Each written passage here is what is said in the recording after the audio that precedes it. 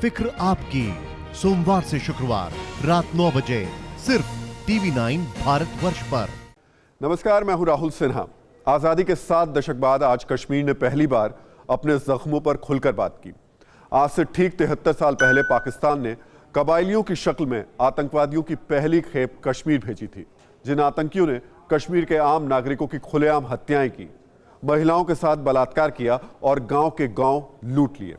European foundation for south Asian studies के मुताबिक इस हमले में 35 से 40 हजार लोग मारे गए। इसमें 26 अक्टूबर 1947 को सिर्फ बारामूला में ही 11,000 लोगों की हत्या कर दी गई। जरा सोचिए, 35 से 40 हजार कश्मीरियों को पाकिस्तान ने मौत के घाट उतार दिया। लेकिन कश्मीर के इस दर्द को, इस कड़वे सच को आज तक अलगाववादियों, आतंकवादियों और कट्टरपंथियों ने पाकिस्तान के साथ मिलकर कभी सामने नहीं आने दिया। लेकिन आज न सिर्फ भारत के कश्मीर बल्कि पाकिस्तान के कब्जे वाले कश्मीर में भी पाकिस्तान और उसके आतंकवादियों की 73 साल पहले की गई इस घटना पर खुलकर विरोध प्रदर्शन किया गया। पाकिस्तान ने कश्मीर पर 1947 में जो जुल्म किया, उसके विरोध की ये 2 तस्वीरें हैं। एक तरफ श्रीनगर में आज कश्मीर की आवाम ने ब्लैक डे मनाया। इसमें कुछ ऐसे लोग भी शामिल हुए जिनके परिवार के सदस्यों को उस वक्त पाकिस्तान के भेजे कबायलियों ने मार दिया था। पाकिस्तान के कब्जे वाले कश्मीर में भी कश्मीरियों ने वही गुस्सा और नाराजगी दिखाई। मुजफ्फराबाद में लोगों ने सड़कों पर पाकिस्तान के खिलाफ प्रदर्शन किया। लेकिन आज कश्मीर के इतिहास में एक नया अध्याय जुड़ा है। 1947 में किए गए पाकिस्तान के उस नरसंहार के खिलाफ पहली बार बेखौफ होकर कश्मीर के लोग सामने आए। जब कबायलीज यहाँ पे आए तो उन्होंने काफ़ी जुल्म किया यहाँ, मतलब यहाँ के लोगों की जाने की, यहाँ का माल उन्होंने जो है ले लिया। 1947 में यहाँ जुल्म हुआ लड़कियों से, औरतों से, और खास करके कश्मीरियों के साथ बहुत ज़्यादा जुल्म हुए। श्रीनगर में आज 22 अक्टूबर 1947 को लेकर एक प्रदर्शनी भी लगाई गई। जम्मू कश्मीर के लेफ्टिनेंट गवर्नर मनोज सिन्हा ने कहा कि पाकिस्तान के खिलाफ कश्मीरियों के बलिदान को हमें कभी भूलना नहीं चाहिए। हमारे देश के वीर जवानों ने बहुत सी कुर्बानी दी है। हमारे जम्मू कश्मीर के अवाम के भाई बहन, बड़े बुजुर्ग, सब ने पड़ोसी मुल्क के विश्वासघात की बड़ी कीमत चुकाई है। आज आपको उस जगह लेकर चलते हैं जहां 73 साल पहले पाकिस्तान से आए लुटेरे कबायलियों ने कत्लेआम किया, जो कश्मीरियों का खून था।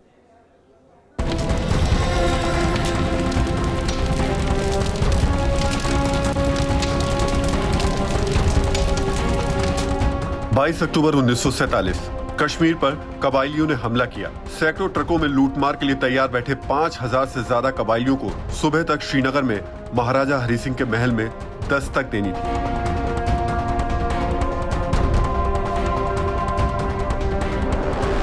लेकिन मुजफ्फराबाद सीमा पर पहुंचते ही लुटेरे लूटपाट करने लगे। लुटेरों का सरदार सभी से श्रीनगर चलने की मिन्नतें करता रहा, उन्हें लूटपाट से रोकने की कोशिश करता रहा, लेकिन लुटेरे कहां रुकने वाले थे। मुजफ्फराबाद के हिंदू बाजार को उन्होंने तबाह कर दिया।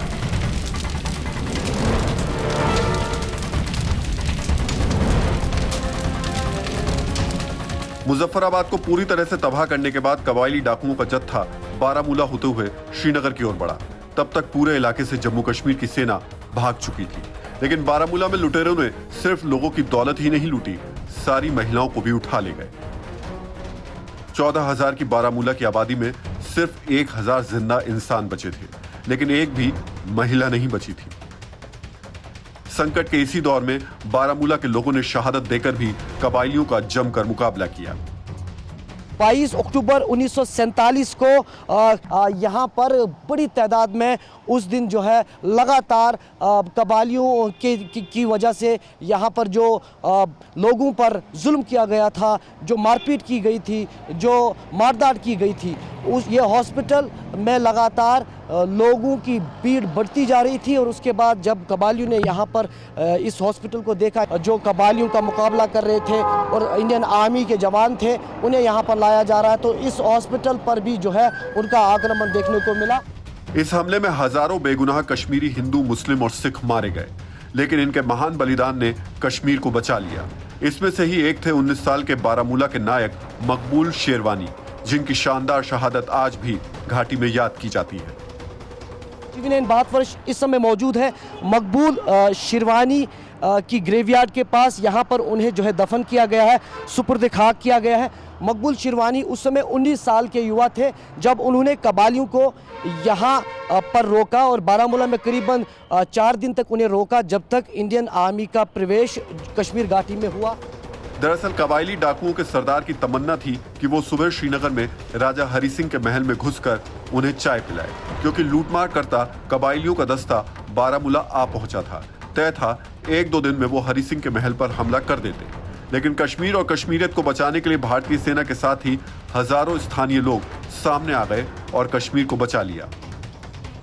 सड़कों से ही कबाली होकर सीधे श्रीनगर जाने की कोशिश कर रहे थे, जहां पर वो एयरपोर्ट पर कब्जा करते, जो कि मकबूल शिरवानी जैसे जाबाजों ने नाकाम किया स्थानीय लोगों के साथ और उसके बाद भारतीय सेना के साथ मिलकर, क्योंकि पहले बारामूला में ही कबालियों को जो है रास्ता भटकाकर कुछ दिनों तक यहाँ के स्थानीय लोगों ने रोका, जब तक इंडियन आर्मी ने कश्मीर की सरजमीन पर कदम रखे और उसके बाद कुछ ही दिनों में कबालियों को यहाँ से पीछे धकेला गया।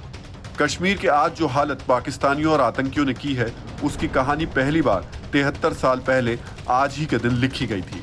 22 अक्टूबर 1947 को पाकिस्तान से घुसे हमलावरों ने अवैध रूप से जम्मू कश्मीर पर कब्जा जमाने के लिए लूट और अत्याचार मचाया था। हिंसा और आतंक का ये मामला भारतीय इतिहास में काली छाप छोड़ गया।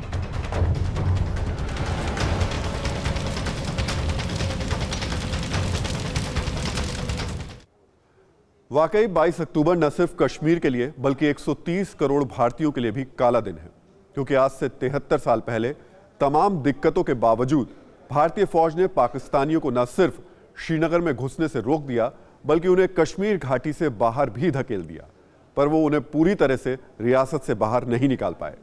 लॉर्ड माउंटबेटन के दबाव में प्रधानमंत्री जवाहरलाल नेहरू और आगे बढ़ गए। उन्होंने कश्मीर पर संयुक्त राष्ट्र या अंतर्राष्ट्रीय एजेंसी से जनमत संग्रह कराने की बात कह दी। पंडित नेहरू के फैसले से युद्ध विराम ने जम्मू कश्मीर को 2 हिस्सों में बांट दिया। ये एक ऐसी गलती थी जिसका खामियाजा देश आज भी भुगत रहा है। दरअसल महाराजा हरि सिंह ने कश्मीर के भारत में विलय के कागजात पर दस्तखत इस विवाद के निपटारे के लिए किया था कि कश्मीर पर शासन कौन करेगा, लेकिन तत्कालीन सरकार के फैसले से उस विवाद का समाधान नहीं हुआ। हालांकि कई राजनीतिक विश्लेषक ये भी मानते हैं कि उस समय के हालात को देखते हुए पंडित नेहरू ने सही फैसला लिया था।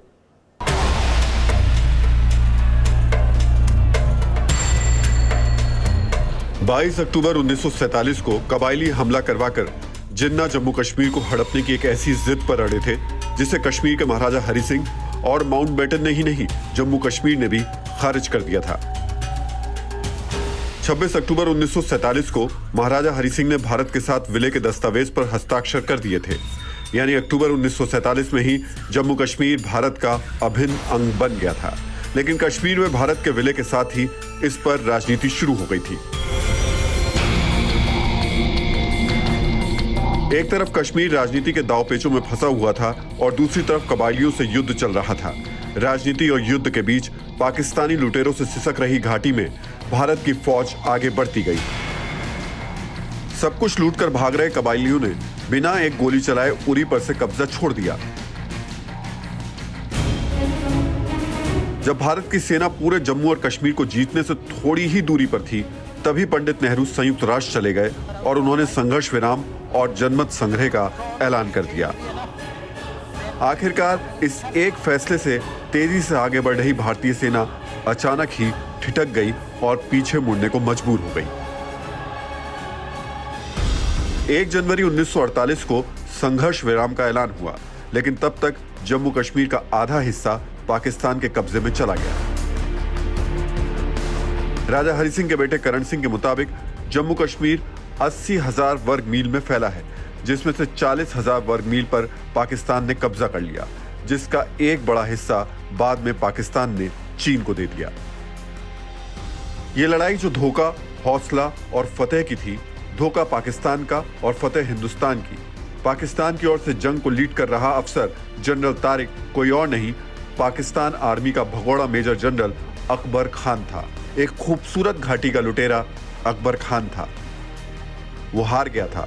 भारत की सेना जीत रही थी, लेकिन संघर्ष विराम ने भारत की जीती हुई बाजी पलट दी।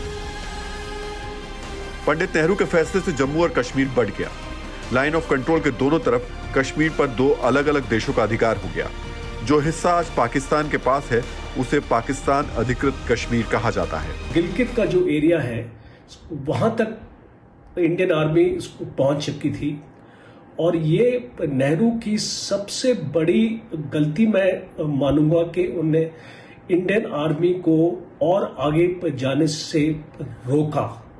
अगर वो रोकते नहीं तो जो आज पीओके है वो हमारा होता। मतलब ये कि पीओके भी कुछ नेताओं की गलती का ही परिणाम है।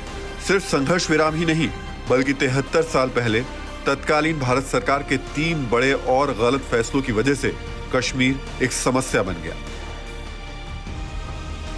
नेहरू सरकार का पहला गलत फैसला था 1947 में जब पाकिस्तान ने भारत पर हमला किया तो भारत ने कश्मीर की रक्षा के लिए सही समय पर सेना को नहीं भेजा।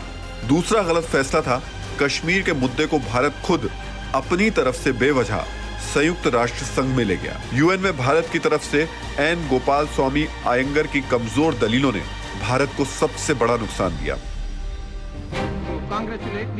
पाकिस्तान के विदेश मंत्री जफरुल्लाह खान जो यूएन में अपने देश का पक्ष रख रहे थे 5 घंटे तक भाषण देते रहे और पूरे मुद्दे को यूएन चार्टर के आर्टिकल 35 के उल्लंघन की तरफ मोड़ दिया, जबकि आयंगर की वजह से भारत की हर दलील भारत पर ही भारी पड़ी। और तीसरा गलत फैसला था भारत का कश्मीर में जनमत संग्रह कराने के लिए तैयार हो जाना और उसका ऐलान करना। हालांकि इन 3 गलत फैसलों के पीछे भारत के पहले गवर्नर जनरल लॉर्ड माउंटबेटन की सलाह भी थी, लेकिन भारत ने यह मामला गलत चैप्टर के तहत भी उठाया था। भारत ने सिक्योरिटी काउंसिल के चैप्टर 6 के आर्टिकल 35 के तहत यह शिकायत की थी, जिसमें कोई भी सदस्य देश सुरक्षा परिषद का ध्यान अंतर्राष्ट्रीय शांति के लिए खतरा माने जाने वाली परिस्थितियों की तरफ आकर्षित कर सकता है।